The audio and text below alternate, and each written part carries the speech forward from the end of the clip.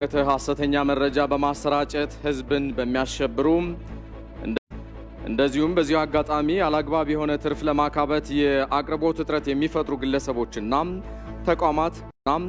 ተቋማት ከህገወጥ ተግባራቸው እንዲታቀቡ የፌዴራል ጠቅላይ አቃቢ ህግ አሳሰበ። የሰራተኛና ማህበራዊ ጉዳይ ሚኒስቴር የኮሮና ቫይረስን ለመከላከልና የሚያስከትለውን ቀውስ ለመቀነስ የሚያስችል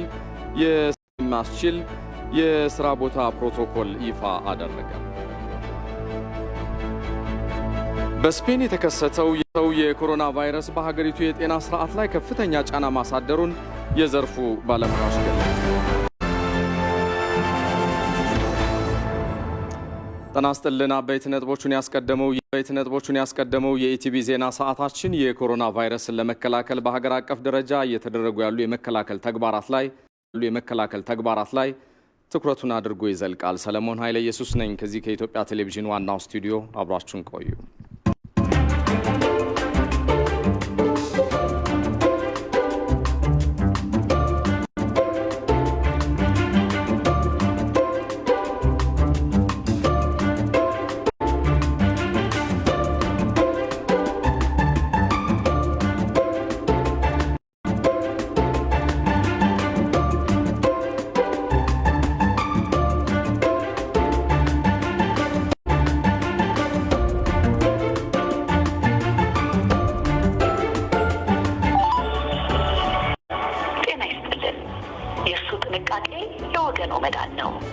የኮሮና ቫይረስ ስርጭትን ለመግታት ማህበራዊ ርቀትን ይጠብቁ፣ ተራርቀው ይቀመጡ፣ ተራርቀው ይሰለፉ።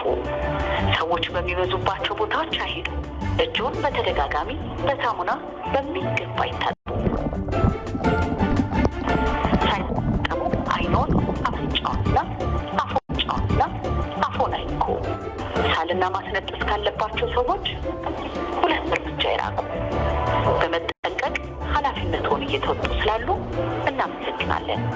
ጤና ይስጥልኝ። የኮሮና ቫይረስ ስርጭትን ለመግታት የሞባይል አገልግሎትን በመጠቀም መልእክቶችን እያስተላለፍ እንገኛለን። እርሱም እነዚህን ምክሮች በሚገባ ተግባራዊ በማድረግ ከቫይረሱ ራስዎትንና ወገኖን ይጠብቁ፣ ይከላከሉ። ጤና ይብዛሉ። ቀዳሚ ወደ ሆነው ዜና አልፋለሁ። በኢትዮጵያ በኮሮና ቫይረስ ከተያዙ 16 ሰዎች ውስጥ አንዱ ሙሉ በሙሉ ማገገሙን የጤና ሚኒስትሯ ዶክተር ሊያ ታደሰ አስታወቁ። ዶክተር ሊያ ጉዳዩን አስመልክተው በፌስቡክ ገጻቸው ባወጡት መረጃ በአሁኑ ወቅት በለይቶ ማቆያ ያሉ አጠቃላይ ሰዎች 13 መሆናቸውን ገልጸዋል። ከታማሚዎች ውስጥ አንዱ ሙሉ በሙሉ ከቫይረሱ ማገገሙን የገለጹት ሚኒስትሯ በጽኑ የታመመ ሰው አለመኖሩንም እንዲሁ አስታውቋል። በኢትዮጵያ በኮሮና ቫይረስ ከተያዙ 16 ሰዎች ውስጥ 2 ጃፓናውያን ወደ ሀገራቸው መመለሳቸው የሚታወስ ነው።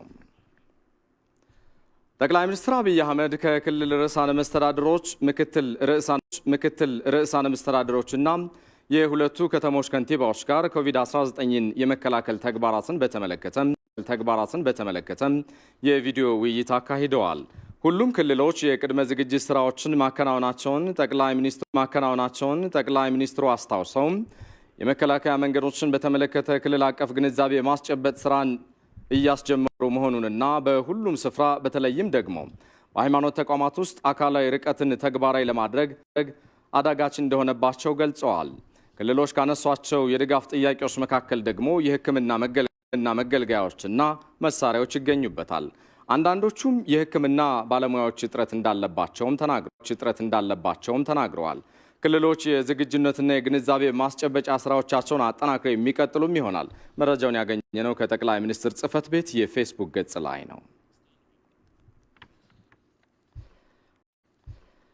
በሌላ ዜና የኮሮና ቫይረስ በኢትዮጵያ መከሰትን ተከትሎ መንግስት በሽታውን ለመከላከል እየወሰደው ያለውን እርምጃና የቀጣይ መፍትሄዎችን አስመልክቶ የጠቅላይ ሚኒስትር ጽሕፈት ቤት መግለጫ ሰጥቷል።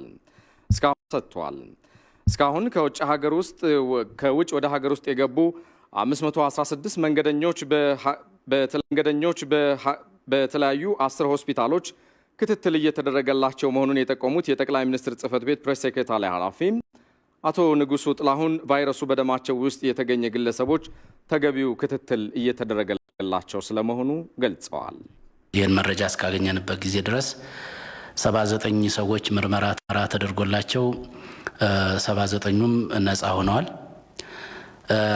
ኮሮና ቫይረስ ከተገኘባቸው 16 ሰዎች ውስጥ ቀደም ብሎ እንደተገለጸው ሁለት ዜጎች ወደ ሀገራቸው የሄዱ ሲሆን ቀሪዎቹ 14ቱ በጥሩ ሁኔታ ላይ የሚገኙ ሲሆን አንደኛው 2 ጊዜ ምርመራ ተደርጎለት በተሻለ ሁኔታ ላይ የሚገኝ ሆኖ ለበለጠ ጥንቃቄና ክትትል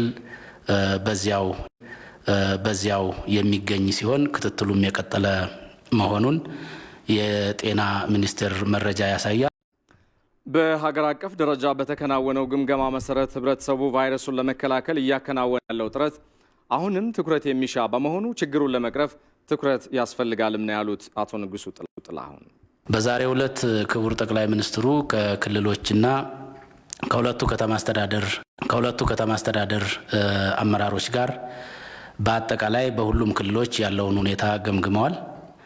በክልሎቹ በየአካባቢው ያለው ዝግጅት፣ በህብረተሰብ ውስጥ ያሉት ዝንባሌዎች፣ የጥንቃቄ ስራዎች ተገምግመው ሁሉም በየደረጃው ዝግጅት ያድርግ፣ ያስተምሮ ስራ የሚሰራ እንጂ በተለይም በመራራቅ በኩል በሃይማኖት ተቋማት አካባቢ ከፍተኛ መጨናነቅ የሚታይ መሆኑን እና ይሄ ደግሞ ካስተምሮዎቹ አኳያ የጎደሉ ነገሮች ያሉ መሆኑንና የበለጠ በዚህ ላይ መስራት የሚገባንና ህብረተሰቡም ከፍተኛ ጥንቃቄ ማድረግ ያለበት መሆኑ የተገመገመና አቅጣጫም የተቀመጠበት ነው። ከዚህ በመቀጠል ከፍተኛ ስራ የሚጠይቅ መሆኑ ተስተውሏል ማለት ነው። ከጊዜ ወደ ጊዜ ከውጭ ሀገር ወደ ሀገር ውስጥ የሚገቡ ሰዎች ቁጥር እየጨመረ መሆኑን ተከትሎ ከ134 በላይ ማቆያ ቦታዎች ተዘጋጅተዋል ያሉት አቶ ንጉሱ የቫይረሱን ስርጭት ለመቆጣጠርም የተለያዩ ባለድርሻ አካላት ድጋፍ እያደረጉ ስለመሆኑ አብራርተዋል። 20 ያህል ትምህርት ቤቶችና 12 ሌሎች ተቋማት ተዘጋጅተዋል። በድምሩ 32 ተቋማት የተዘጋጁ ሲሆን እስካሁን ድረስ በአዲስ አበባ ወደ 166 ተቋማት ዝግጅት አድርገዋል። ከነዚህ ውስጥ 2 ሆስፒታሎች፣ 4 የሃይማኖት ተቋማት እና 3 ዩኒቨርሲቲዎች ይገኙበታል። 4 ግለሰቦችም እንደዚሁ ህንፃዎቻቸውን ለዚሁ አገልግሎት እንዲውል በበጎ ፈቃድ ሰጥተዋል። እስካሁን ድረስ ከግለሰቦችና ከተቋማት 47 ሚሊዮን ብር ድጋፍ ተሰባስቧል። ከኢትዮጵያ ቴሌቪዥን በቀጥታ እየተላለፈላችሁ የሚገኘውን በዜናዎቻችን በያላችሁበት እየተከታተላችሁት ነው። የኮሮና ቫይረስን በተመለከተ ሐሰተኛ መረጃ በማሰራጨት ህዝብን በሚያሸብሩ እንደዚሁም በዚህ አጋጣሚ አላግባብ የሆነ ትርፍ ለማካበት የአቅርቦት እጥረት የሚፈጥሩ ግለሰቦችና ተቋማት ከህገወጥ ተግባራቸው እንዲታቀቡ የፌዴራል አቃቢ ህግ የሰጠው ማሳሰቢያ ደርሶናል። የማሳሰቢያው ሙሉ ቃል ከዚህ እንደሚከተለው አቀርበዋለሁ። የኮሮና ቫይረስ ስርጭት በዓለም አቀፍ ደረጃ ከፍተኛ ጉዳት እያደረሰ ያለ በአህጉራችን አፍሪካ እንዲሁም በሀገራችን ኢትዮጵያ ትልቅ ስጋት የደቀነ ወረርሽኝ ነው። በአሁኑ ወቅት ይህን ወረርሽኝ መግታትና መከላከል ትልቅ ሀገራዊ የትኩረት አጀንዳችንም ነው። የዜጎችን ህይወትና ጤና፣ የሀገርን ህልውናና ደህንነት አደጋ ላይ የጣለውን የዚህን ወረርሽኝ ስርጭት ለመመከት የሁላችንም ጥረትና ትብብር እጅግ አስፈላጊም ነው። እስካሁን በተለያዩ ሀገራት የተከሰተውን የወረርሽኙን ስርጭት እንደዚሁም የዓለም የጤና ድርጅትና የሀገራችን የጤና ባለሙያዎችና ተቋማት የሚያቀርቧቸው ሙያዊ መረጃዎችና ምክሮች ከግምት ውስጥ በማስገባት መንግስት ወረርሽኙን ለመከላከል የተለያዩ እርምጃዎችን በመውሰድ ላይ እንደሚገኝ የሚታወቅ ነው። ህዝቡ ስለ በሽታው መረጃ ኑሮት ተገቢውን ጥንቃቄ ማድረግ እንዲችል ስለ ወረርሽኙ ባህሪያትና መተላለፊያ መንገዶች በየጊዜው ከሚሰሩ የግንዛቤ ማስጨበጫ ስራ በተጨማሪም የኮሮና ቫይረስን ለመከላከል እጅግ አስፈላጊ የሆኑ የጥንቃቄ እርምጃዎች በየደረጃው እንዲወሰዱ መንግስት ውሳኔ ማስተላለፉና መመሪያዎች መሰጠታቸውም እንዲሁ የሚታወስ ነው። እነኚህ ውሳኔዎችና መመሪያዎች ተግባራዊ በማድረግ ረገድ እስካሁን ያለው ሁኔታ በቂና አስተማማኝ ነው ለማለት ግን አይቻልም። ይህንን ሁኔታ ለመለወጥ አስፈላጊው መረጃ ለሕዝቡ እንዲደርስ የሚደረገው ጥረት ተጠናክሮ የሚቀጥል ሲሆን ነገር ግን ሆን ብለውና ለሕዝብ ደህንነት እጅግ አደገኛ በሆነ መልኩም አግባብነት ባላቸው የመንግስት መዋቅሮች የሚሰጡ መመሪያዎችን እየጣሱ ያሉ ግለሰቦችና ተቋማት እንደዚሁም ሆን ብለው ወረርሽኙን በተመለከተ አደገኛ ሐሰተኛ መረጃ በማሰራጨት ሕዝብን በሚያሸብሩ እንደዚሁም በዚህ አጋጣሚ ያላግባብ የሆነ ትርፍ ለማካበት የአቅርቦት እጥረት የሚፈጥሩ ግለሰቦችና ተቋማት ከሕገ ወጥ ተግባራቸው እንዲታቀቡ ለማሳሰብ እንወዳለን ይላል መልእክቱ። የምግብ የመድኃኒትና የጤና ክብካቤ አስተዳደርና ቁጥጥር አዋጅ 661/2002 ስለ ተላላፊ በሽታዎች ዝርዝር ድንጋጌዎችን የያዘ ሲሆን ይህ አዋጅ በግልጽ እንደሚያስቀምጠው ማንኛውም ወደ ሀገር የሚገባ ወይንም ከሀገር የሚወጣ መንገደኛ ሀገሪቱ በተቀበለቻቸው ዓለም አቀፍ የጤና አጠባበቅ መስፈርቶች መሰረት በተላላፊ በሽታ ሲጠረጠር ለምርመራ የመተባበር ግዴታ አለበት። እንደዚሁም ወረርሽኝ ካለበት ቦታ የመጣ ሰው ወደ ሀገር እንዳይገባም ሊታገድ ይችላል። ይሄው አዋጅ በተጨማሪም አግባብ ያለው የጤና ባለሙያ በወረርሽኝ ተላላፊ በሽታ የተያዘን ወይንም የተጠረጠረን ማንኛውንም ሰው ለተወሰነ ጊዜ ተገልሎ እንዲቆይ ማድረግ እንዳለበት፣ በተጨማሪም በወረርሽኝ በሽታ የተጠረጠረ ማንኛውም ሰው ለምርመራ ለሕክምና ፈቃደኛ መሆን እንዳለበትም ተደንግጓል። በአዋጁ መሰረት እነኚህ ድንጋጌዎችን መጣስ እስከ 6 ወር በሚደርስ እስራት ሊያስቀጣ ይችላልም ይላል። ከዚህም በተጨማሪ የኢፌዴሪ የወንጀል ሕግ በአንቀጽ 5(14) ሆን ብሎ ወይንም በቸልተኝነት ተላላፊ በሽታን ማስተላለፍን በሕግ የሚያስቀጣ ወንጀል አድርጎ ደንግጎታል።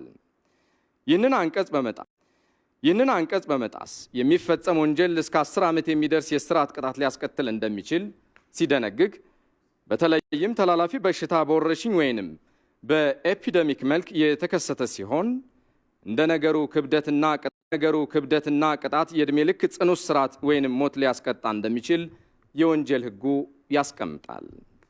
ተጨማሪም የወንጀል ሕጉ በአንቀጽ 830 የሕዝብ ጤናና ጤናማነትን ለመቆጣጠር በሚል ርዕስ ባሉት ድንጋጌዎች ውስጥ እንደተገለጸው በሽታዎችን ወይንም ተላላፊ በሽታዎችን ወረርሽኝ ስለመከላከል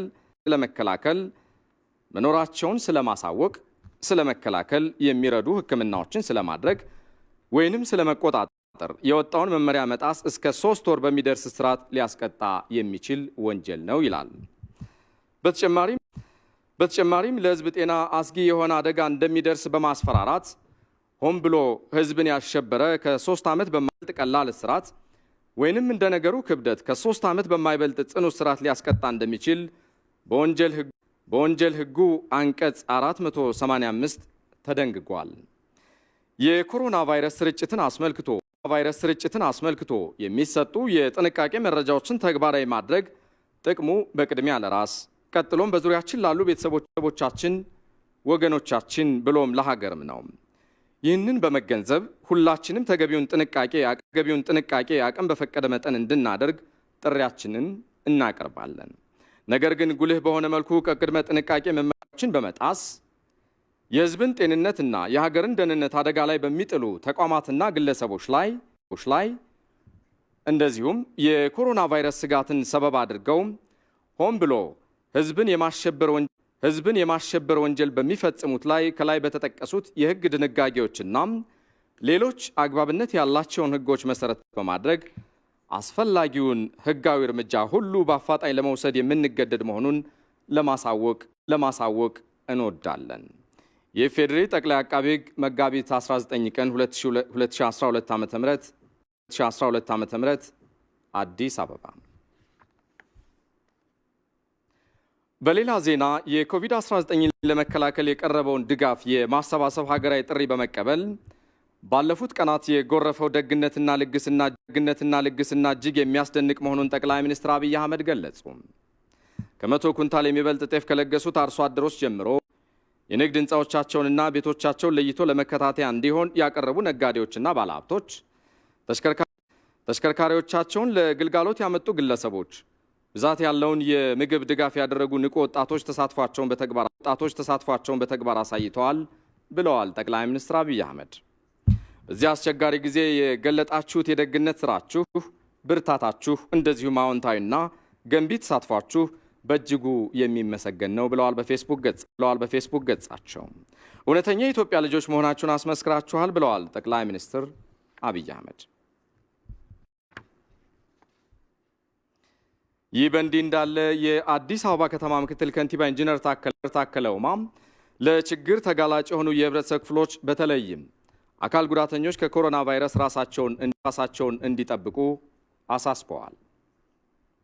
ጤና ይስጥልኝ። ኢንጂነር ታከለ ኡማ እባላለሁ።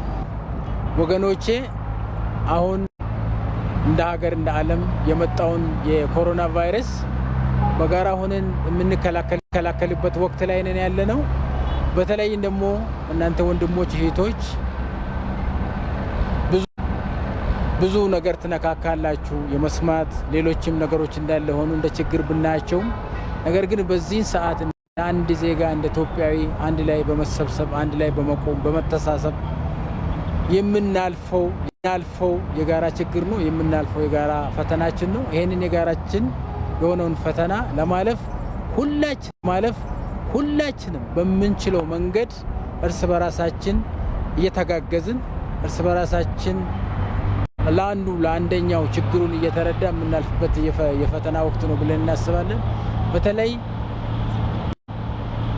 መስማት የተሳናችሁ ወንድሞች እህቶች፣ ዊልቸር የምትገፉ ወንድሞች እህቶች ሁላችሁም በዚህ ሰዓት ከፍተኛ ጥንቃቄ ማድረግ ያስፈልገናል። ሪፖርተራችን እስከ ዳሪኩኖ አምላክ እንደዘገበችው ኢንጂነር ታከለ ኡማ አካል ጉዳተኞች ለሚጠቀሙባቸው የአካል ድጋፍ መሳሪያዎችና ለራሳቸው የሚሆኑ የንጽህና መጠበቂያ ቁሳቁሶች በመጪው ሳምንት ድጋፍ እንደሚደረግላቸው ገልጸዋል። ከተማ አስተዳደሩ ከባለ ሀብቶች፣ ከከተማ ወጣቶች፣ ከከተማ ነዋሪዎች የሰበሰብናቸውን የንጽህና ሌሎችም ነገሮች ከነገ ጀምረን በፌዴሬሽን በኩል እንዲደርሳችሁ እናደርጋለን። ከተማ አስተዳደሩ ለዚህ ሁሉ ተዘጋጅተዋል። ደግሞ እግዚአብሔር ይረዳናል። እናንተም ይህንን ፈተና በጋራ አልፈን ሌላ ጊዜ እንገናኛለን። ስለዚህ ሁላችሁም ከኮሮና ቫይረስ ራሳችሁ ጠብቁ። እኔም አንድ ቀን መጥቻ አያችኋለሁ። ባላችሁበት ይዘን የምንመጣቸው ነገሮችም አሉ። ራሳችሁን ጠብቁ። ሌላ ጊዜ ደግሞ እንገናኝን። መልካም ጊዜ ይሁንላችሁ። አመሰግናለሁ። በተመሳሳይ ዜና የአዲስ አበባ ከተማ አስተዳደር ምክትል ከንቲባ ኢንጂነር ታከለ ኡማ በከተማዋ በመዘዋወር ስለ ኮሮና ቫይረስ የግንዛቤ ማስጨበጫ ሰጥተዋል።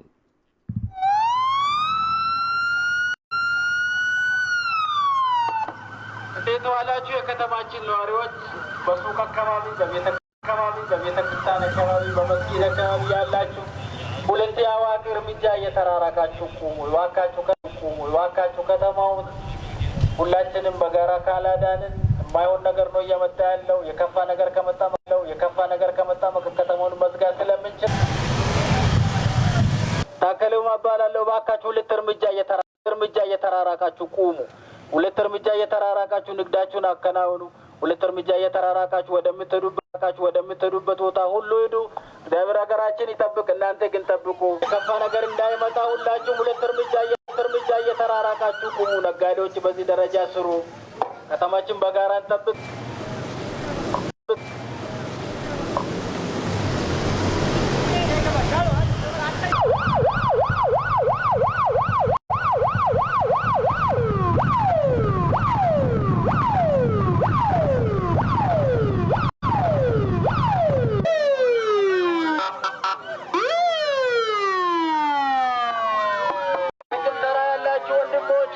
ነጋዴዎች ታከለ ኡማ ነኝ። ሁለት እርምጃ ማትራራቁ ከሆነ ይሄኛውን ቦታ እንዘጋለን። ከሚቀጥለው ሳምንት ጀምረን 2 ሜትር እየቆማችሁ እባካችሁ። ዮሐንስ ፍስሐ ነው የዘገበው። ዜናዎቻችን እንደቀጠሉ ናቸው። ህገወጥ በሆነ መልኩ የንግድ ስርዓቱን በመምራት የዋጋ ውድነት እንዲፈጠር ባደረጉ ከ1400 በላይ በሆኑ የንግድ ተቋማት ላይ እርምጃ መውሰዱን የአዲስ አበባ ንግድ ቢሮ አስታወቀ። ንግድ ቢሮ በቀጣይ የግብዓት አቅርቦት ችግር እንዳይፈጠር ከሌሎች ጋር በጥምረት እየሰራ ስለመሆኑም ገልጿል። ተመስገን ሽፈራው ዝርዝር አለው። አመሰግናለሁ ለቃለ መጠይቁ ፈቃደኛ ስለሆኑልን። በአዲስ አበባ ከተማ በተለይ ከሀገራዊ ጉዳይ ጋር በተገናኘ የኮሮና ቫይረስ መከሰትን ተከትሎ ህገወጥ በሆነ መልኩ የዋጋ ጭማሪ ሲያደርጉ የነበሩ ነጋዴዎች ላይ የተወሰደው ህጋዊ እርምጃ ምንድን ነው? እስቲ ከዛ እንጀምር። ይሄ ወረርሽኝ ተከሰተ ስለተባለ ብቻ በዚህ አጋጣሚ ሀብት ለማግበስበስ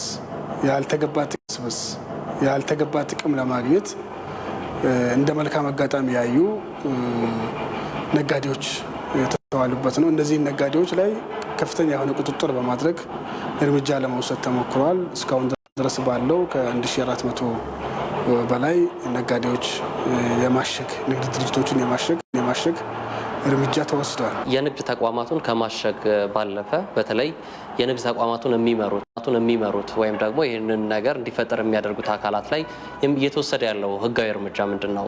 በዛ ረገድ እየተሰራችሁ ያላችሁ ስራ ምንድን ነው? ምንም የረባ እርምጃ አትወስዱም በሚል በተደጋጋሚ በሸማቹ ዘንድ የሚቀርብ ቅሬታ ነው።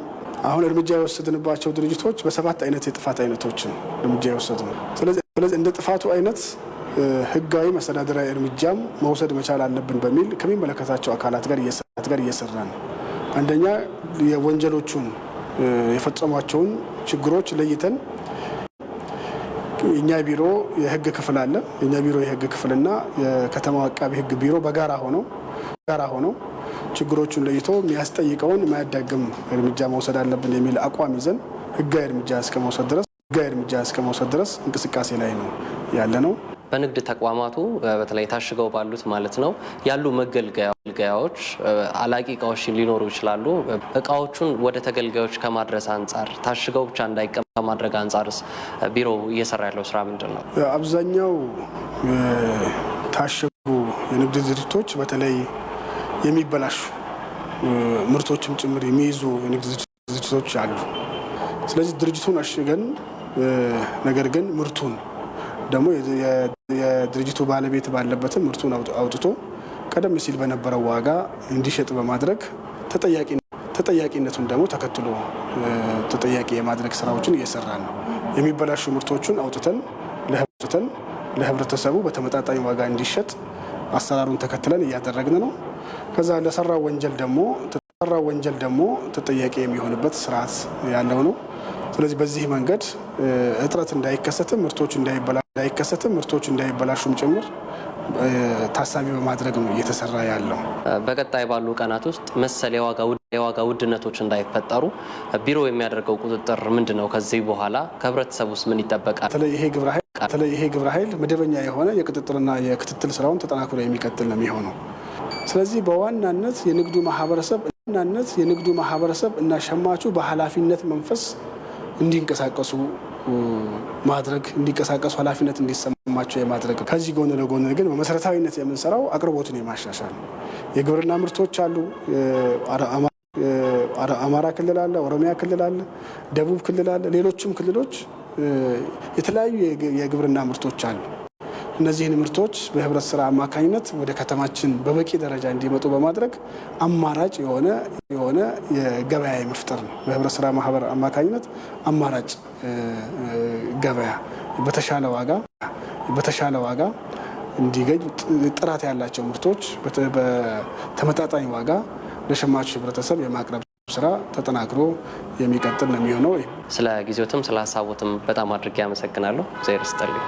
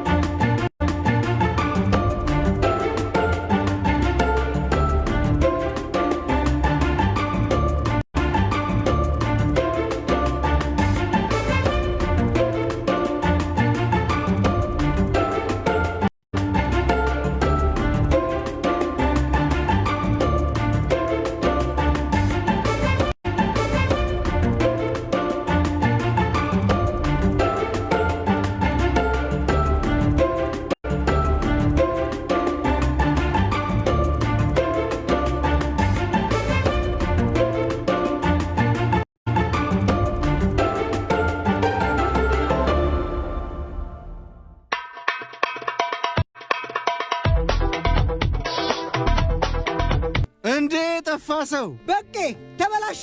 ምን አጠፋ? ተበላሸ። ምን አጠፋው ጋሼ? ጠብቅ ርቀትክን፣ ስበር አንገትክን። ይኸው የኔ ጌታ እሱ ነው ሰላምታ። መተቃቀፉ ቀፉሳ ለጊዜው እንርሳ እንዲህ ያለውን ቀን። ምን ነው? ቅርበት በርቀት ነው።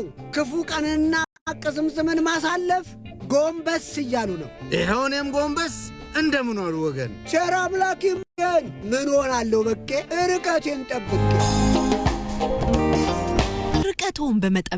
ርቀቶን በመጠበቅ ቅርበቶን ያሳዩ።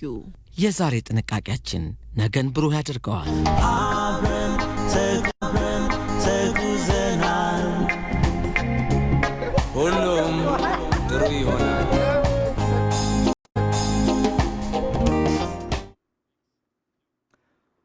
ዜናዎቻችን ይቀጥላሉ። አብራችሁን ስላላችሁም እናመሰግናለን።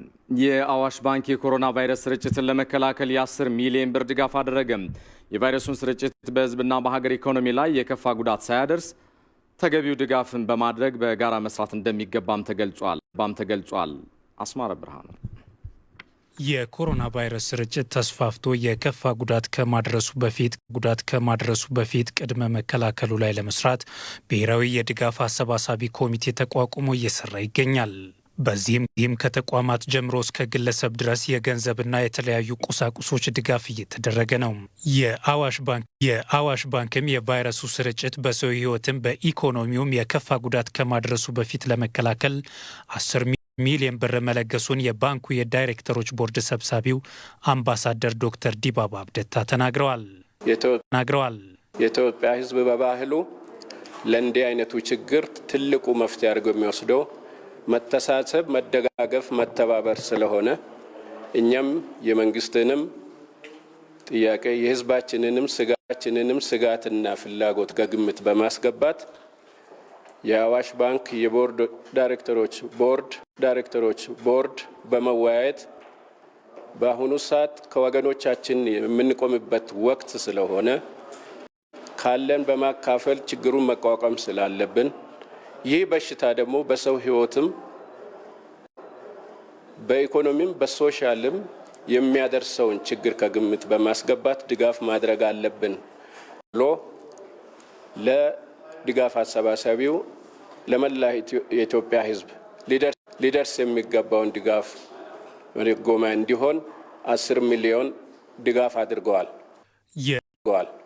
የአዋሽ ባንክ ያበረከተውን ድጋፍ የተረከቡት የንግድና ኢንዱስትሪ ሚኒስትር ዴኤታና የድጋፍ አሰባሳቢ ኮሚቴ የሀብት አሰባሰብ ንዑስ ኮሚቴ ሰብሳቢው አምባሳደር ምስጋኑ አርጋ ወረርሽኙ በሕዝብና በሀገር ኢኮኖሚ ላይ ጉዳት እንዳያደርስ እንዲህ የሚደረጉ ፈጣን የድጋፍ ምላሾች የሚመሰገኑ ናቸው ብለዋል። ይሄ ወረርሽኝ በሕዝባችን ደህንነት አደጋ ሳይደቅን በሀገራችን ደህንነት አደጋ ሳይደቅን በኢኮኖሚያችን ላይ የከፋ ጫና ሳይፈጥር ማለፍ እንድንችል ከወዲሁ በተለይ እንደዚህ አይነት ፈጣን ምላሾች ትልቅ ትርጉም አላቸው። የእናንተ በተለይ የፋይናንስ ተቋማት ቀድማችሁ ወደዚህ ውሳኔ መድረሳችሁ ትልቅ አቅም ፈጥረውና ሁሉም የህብረተሰብ ክፍል ሁሉም ተቋማት ተደራጅተው በየአካባቢው ለብሔራዊ ኮሚቴ በአይነትም በገንዘብም ድጋፍ ማድረግ ይችላሉ። ሁሉም ኢትዮጵያዊ በዚህ ድጋፍ መሳተፍ ይኖርበታል። የእናንተ አርአያ ተምሳሌነት ያለው ድጋፋችሁ ተጠናክሮ ይቀጥላል ብለን እናምናለን።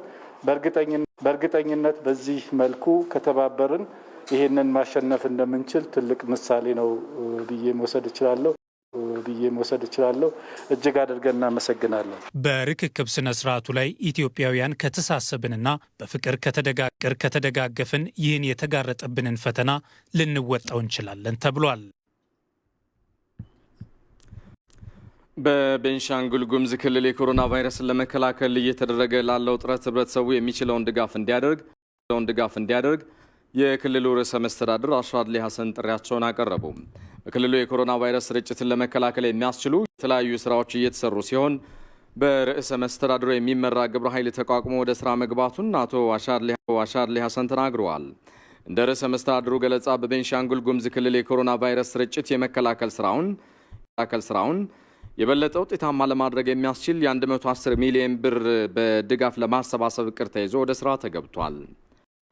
ቫይረሱ ከተከሰተ በኋላ መከላከል አስቸጋሪ በመሆኑ በመከላከሉ ላይ ትኩረት መደረጉን ያነሱት አቶ አሻድሊም በየደረጃው ግብረ ኃይል ተቋቁሞ እየሰራ ነውም ብለዋል።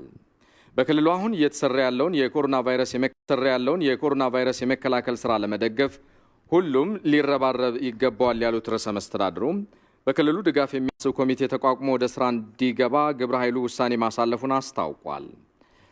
ቫይረሱን ትልቅ የጤና ስጋት በመሆኑ ሁሉም የህብረተሰብ ክፍል የቻለውን እንዲደግፍ ጥሪ ያቀረቡት አቶ አሻድሊም የመንግስት ሰራተኛውን ጨምሮ ባለሀብቶች፣ በተለያዩ የንግድ ዘርፎች የተሰማሩ አካላት የተቻላቸውን ሁሉ የአይነትና የገንዘብ ድጋፍ እንዲያደርጉም ጠይቀዋል።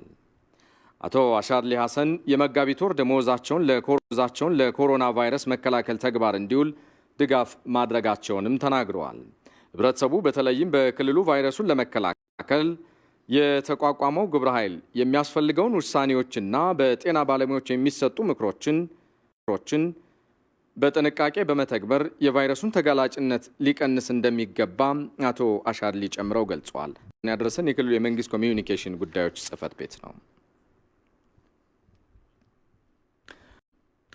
በሌላ ዜና የኦሮሚያ ሴቶች ህጻናትና ወጣቶች ቢሮ በሱሉልታ ለሚገኙ ተፈናቃዮች የኮሮና ቫይረስን ለመከላከል የንጽህና መጠበቂያ ቁሳቁሶችን ድጋፍ አደረገ።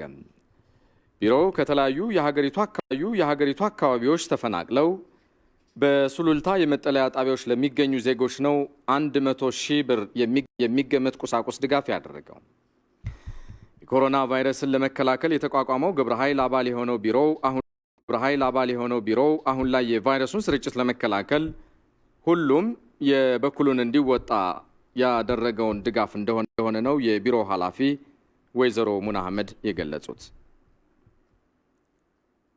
በተለይ የሚገኙ በተለያየ ጊዜ የተፈናቀሉ ወገኖቻችን ለመደገፍ 100,000 ብር የሚሆን ፈሳሽ ሳሙና፣ የገላ ሳሙና፣ የልብስ ሳሙና ይዘመተናል ማለት ነው። ይሄ በጣም ትንሽ ሊሆን ይችላል። ይሄ እንደ ቢሮአችን ችግሩ መቋቋም እስከምንችል ድረስ በቀጣይም የሚቀጥል ይሆናል ማለት ነው። ከምንም በላይ ግን እንደን የምንረዳዳበት ወቅት ቢኖር ይሄ ነው። ስለ ሀገር ስናስብ፣ ስለ ህዝብ ስናስብ ከዚህ በላይም ስለሌለ ማለት ነው። ሀገር ማለት ህዝብ ስለሆነ ህዝባችንን ከምንም በላይ የወገን አለኝታነትን የምንገልጽበት ይሄ ወቅት ስለሆነ ማንኛውም ሰው ባለው አቅም ህብረተሰቡን እንዲደግፍ ከጎኑ እንዲቆም መልእክታችንን እናስተላልፋለን ማለት ነው። ሪፖርተራችን ቶማስ ኃይሉ እንደዘገበው የቫይረሱን ስርጭት ለመግታት ከመንግስት የሚተላለፉ መልእክቶችን መተግበር እንደሚገባ የገለጹት የቢሮ ኃላፊዋም በተመሳሳይ ባለሀብቶችም ድጋፋቸውን አጠናክረው መቀጠል እንደሚገባቸውም ነው ጥሪ ያስተላለፉት። በሚዲያ እንደምትከታተሉት የተለያዩ ባለሀብቶች ያላቸውን ህንፃ እየሰጡ ነው። ትላንትናም በነበረ መድረክ በክልላችን የሚገኙ ባለሀብቶችን ስናዋይ ነበረ። በገንዘብ 17.1 ሚሊዮን ደግፈውናል። በቀጣይም የሚቀጥል ይሆናል ማለት ነው። ሌሎች ያላቸውን መጋዘን ለዚህ ስራ እንዲውል እየሰጡ ነው ማለት ነው። ስለዚህ በከተማ ውስጥ የምትኖሩ ባለሀብቶች ህዝብ በሌለበት ምንም አይነት የምናገኘውም ነገር የለም ማለት ነው። ስለዚህ ለህዝባችን ያልሆነ ሀብት፣ ለወገናችን ያልሆነ ሀብት ስላልሆነ ይሄንን ሰምተን መንግስት እያስተላለፈ ያለውን ጥሪ ወስደን ወገናችንን እንድንደግፍ አደራ ላለው። በተመሳሳይ ዜና ከኮሮና ቫይረስ መከላከል ጋር በተገናኘ መንግስት በለይቶ ማቆያ ያሳረፋቸውና መክፈል ለማይችሉ ዜጎች ኢትዮጵያ ሆቴልና አዳማ የሚገኘው ራስ ሆቴል በየቀኑ ለ100 ሰዎች ለ1 ወር ምሳ ለማቅረብ መወሰኑን የበላይነህ ክንዴ ግሩፕ አስታወቀ። ምሳ የማቅረብ ድጋፉ በቀጣይም እንዳስፈላጊነቱ እንደሚቀጥል የበላይነህ ክንዴ ግሩፕ ገልጿል። በቀጣይም እንደ በሽታው ስፋትና የመንግስት ጥሪ መሰረት ለሆቴሉ ሰራተኞች የስነ ልቦና ስልጠና ከተሰጠ በኋላ የማቴሪያል ዝግጅት በማድረግ ሁሉም ሆቴሎች ለለይቶ ማቆያ እንዲውሉ የሚደረግ መሆኑን ነው የተገለጸው። የኢንዱስትሪውን ሰላም ለማረጋጋትም የሰራተኞችን ደሞዝ እየከፈለ እንደሚቀጥል የበላይነህ ክንዴ ግሩፕ ለባህልና ቱሪዝም ሚኒስቴር በላከው ደብዳቤ አስታውቋል።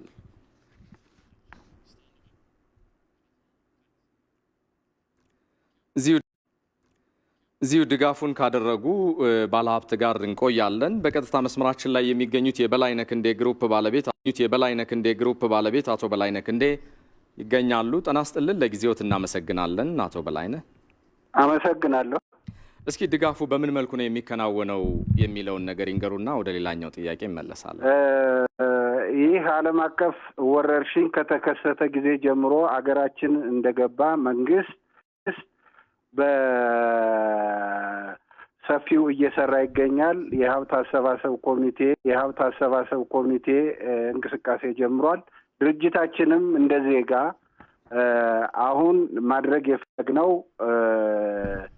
በአቅም የማይችሉ ምግብ ገዝተው መብላት ለማይችሉ ዜጎች ከሀገር ውስጥም ከውጭም በማቆያ የሚገኙት መንግስት በሚሰጠን ስምሪት 100 ሰዎችን በቀን ምሳ ለማብላት ቃል ገብተናል። ይህ ወረርሽኝ በሰፊው ከተስፋፋ ሆቴሎችንም ስልጠና ሰራተኛውን በመስጠት እና ሌሎችንም ሁኔታዎች በማሟላት ትጥቁን በማሟላት ሰራተኛው ጋራ ተወያይተናል። ድርጅቱን በማቆያነት መንግስት እንዲጠቀምበት ሰራተኛውም ባለቤቱን ፈቅደናል። እንዲሁም ሌሎችም ድርጅቶች ውስጥ የሚፈለግ ነገር ካለ ድርጅቱ ዝግጁ መሆኑና ለሀገራችን ሕዝብ ቅድሚያ ወስዶ እንደሚሰራ በዚህ አጋጣሚ መግለጽ እወዳለሁ። ሌላው በተጨማሪ በማህበራዊ ግልጋሎታችን በድርጅቱ ብዙ ሰራተኞች ይገኛሉ። እነዚህን ሰራተኞች ይሄ ችግር ቢፈጠርም ደሞዛቸውን በአግባቡ እየከፈለ ድርጅቱ እንደሚያቆይ በዚህ አጋጣሚ መግለጽ እንወዳለን። እነዚህን ነገሮች ለማድረግ ነው ዛሬ ቃል የገባ ነው።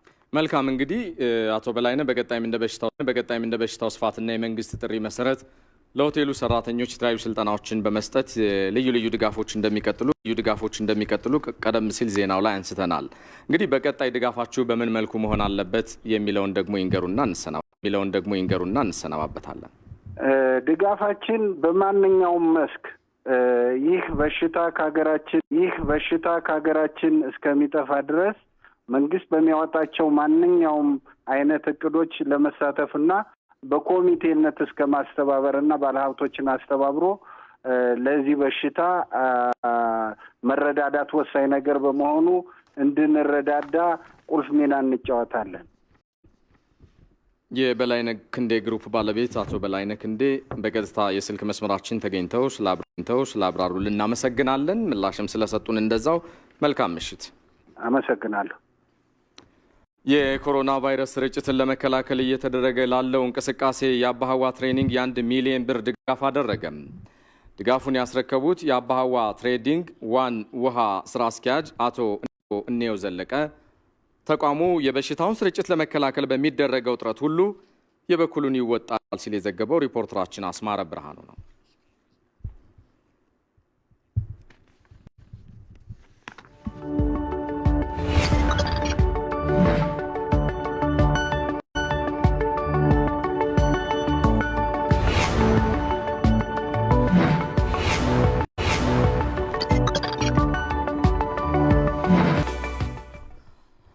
ተመልሰናል። የኮሮና ቫይረስ ወደ ኢትዮጵያ መግባቱን ተከትሎ ልዩ የህብረተሰብ ክፍሎች ለዜጎች ድጋፍ በማድረግ ላይ ይገኛሉ። ከእነኚህ መካከል አንዱ የሆነው ፍቅር ያሸንፋል የተባለ ማህበር ለጎዳና ላይ ልጆች ድጋፍ በማድረግ ላይ ይገኛል። እጅን በውሃና በሳሙና እንዲታጠቡና ተራርቀው መቀመጥ እንዳለባቸው ትምህርትም ሰጥቷል። ከዚህ ቀደም ቤተ እምነቶችን በማጽዳት ደም በመለገስ ይሰራ የነበረው ማህበር አሁን ደግሞ በጎዳና ላይ ለሚኖሩ ልጆች እገዛ እያደረገ መሆኑን ገልጿል። የማህበሩ መስራችና ስራ አስኪያጅ ስለ እገዛው የሚከተለውን ብለዋል። አሁንም ለፍቅር እንሩጥ ጥላቻን እናምልጥ በሚል መሪ ቃል የሩጫ ውድድርና ፌስቲቫል ነበረን። ሁሉም የተፎካካሪ ፓርቲ መሪዎችና ከፍተኛ የመንግስት ኃላፊዎች የሚያስጀምሩት ፌስቲቫል ነው የነበረው። ያንን ፌስቲቫል ልናደርግ መጋቢት 25 ምክንያት አሳልፈነዋል ላልተወሰነ ጊዜ። ከዛ የክቡር ጠቅላይ ሚኒስትሩንና የክቡር ከንቲባውን ጥሪ በመቀበል ለወገኖቻችን ስለ ኮሮና ቫይረስ ለማስተማር ልክ ያን ሁሉ ቀናት እዚህ መተን በተለይ ትኩረት እንደ ሪፖርተራችን ብርሃን እያየው ዘገባ የጎዳና ላይ ተዳዳሪዎች የአኗኗራቸው የማህበሩ መስራችና ስራ አስኪያጅ ሚስባህ ከድር ተናግረዋል። አይቱን ባልደረባችን ብርሃን እያየ ለተፈጠረው የቴክኒክ ስህተት ይቅርታ እንጠይቃለን የሚያስችል የስራ ቦታ ፕሮቶኮል ይፋ አድርጓል። ፕሮቶኮሉ በአሰሪውና በሰራተኛው ሊደረጉ የሚገባቸውን ጥንቃቄዎች የአሰራር ሂደቶችን የሚያስፈጽም ነው ተብሏል። በቀለ ተመስገን ዝርዝሩን ያቀርበዋል። የሰራተኛና ማህበራዊ ጉዳይ ሚኒስቴር ይፋ ያደረገው የስራ ቦታ ፕሮቶኮል የሰራተኞችንና የስራ አመራሩን ከኮሮና ቫይረስ ወረርሽኝ ለመከላከል ያለመ መሆኑ ተገልጿል። በዚህም የሰራተኛውን ጥቅም ከማስጠበቅና ጤናማ የስራ ሁኔታን ለመፍጠርም አጋዥ ነው ተብሏል። የሰራተኛና ማህበራዊ ጉዳይ ሚኒስትር ዶክተር ኤርጎጌ ተስፋዬ ፕሮቶኮሉ በአሰሪውና ሰራተኞች ሊደረጉ የሚገቡ ጥንቃቄዎችን የአሰራር ሂደቶችን የሚያስፈጽም ነው ብለዋል። በዚህም ሊከናወኑ የሚገቡ ጉዳዮችንም አብራርተዋል። ተግባራዊ ያልተደረጉ የደሞዝ ጭማሪ ለሚቀጥሉት 12 ወራት ተግባራዊ እንዳይደረጉ፣ ተግባራዊ ሲደረጉ የነበሩ የተለያዩ አበሎች ማለትም የበረሃ አበል፣ የትራንስፖርትና የቤት አበል፣ ጉርሻ፣ የምርት ቅምሻ፣ ኮሚሽንና ሌሎች እንደ ደሞዝ የማይቆጠሩ ክፍያዎች ችግሩ ሙሉ ለሙሉ እስኪቀረፍ እንዳይፈጸሙ ቢደረግ፣ በአሰሪዎችና በሰራተኛ ማህበራት ውይይት መነሻነት ድርጅቱን ለማቆየት ሲባል በስራ ላይ የሚገኘውን የደሞዝ ስኬል የመከለስና ውጤቱን ተግባራዊ ማድረግ፣ የጋራ ጥንቃቄና የመከላከል ተግባራት ሊጠናከሩ ይገባል ሲሉም ዶክተር ኤርጎጌ ተስፋዬ አሳስበዋል። የኢትዮጵያ ሰራተኛና ማህበራት ኮንፌዴሬሽን ፕሬዝዳንት አቶ ካሳሁን ፎሎ በበኩላቸው የሰራተኞችን ጥቅማጥቅም በተመለከተም ድርጅቶች ከሰራተኞች ጋር በመምከር ሊተገብሩት እንደሚገባ አሳስበዋል። በቀውስ ውስጥ የገቡትን ድርጅቶችና ሰራተኞች የሁለቱን ህልውና ለመጠበቅ ዓላማ ያደረገ ነው። ስለዚህ በቀውስ ውስጥ ከሆኑ ደረጃ በደረጃ ይወሰዳል ማለት ማህበራትና እዛ ያሉት ድርጅቱ ይመካከራሉ። ድርጅታችን እንደዚህ ሆኗል፣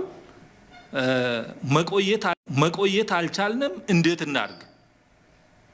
ኦኬ አመት ረፍት ያላቸው ይውጡ ብለናል። ምን ብለናል? ይሄን ከወጡ በኋላ ቀጣይ ምን እርምጃ ይወሰድ? አሁን ሁሉንም አበሎች በአንዴ ያቆማሉ ማለት አይደለም። ይሄ ለሁሉም ድርጅት ተግባራዊ ይሆናል አይደለም፣ ቀውሱ ለነካቸው ድርጅቶች የሚጠቀሙበት ነው። ድርጅቱን ለማቆየት ሰራተኛውን ደግሞ ከእጅ ወደ አፍ ያለውን እንዳያጣ ነው። ደረጃ በደረጃ እያዩ የሚሄዱበት እንጂ ዛሬውኑ አይ ይሄ ደርሷል፣ ይሄም በኔ ላይ ደርሷል ተብሎ እርምጃ እንዳይወሰድ አንዱ ማገዝ እንዲችል፣ አንደኛ ሰራተኛውም ይሄ አበል ሲቆም ምንድነው የድርጅቱን ህልውና ለመጠበቅ ነው። መደበኛ ደሞዙን ለመከላከል ነው። የኢትዮጵያ ኢንዱስትሪ አሰሪዎች ኮንፌዴሬሽን ፕሬዝዳንት አቶ ታደለ ይመርም ፕሮቶኮሉ የሰራተኛውን ጤንነት ለመጠበቅ አጋዥ ነው ብለዋል።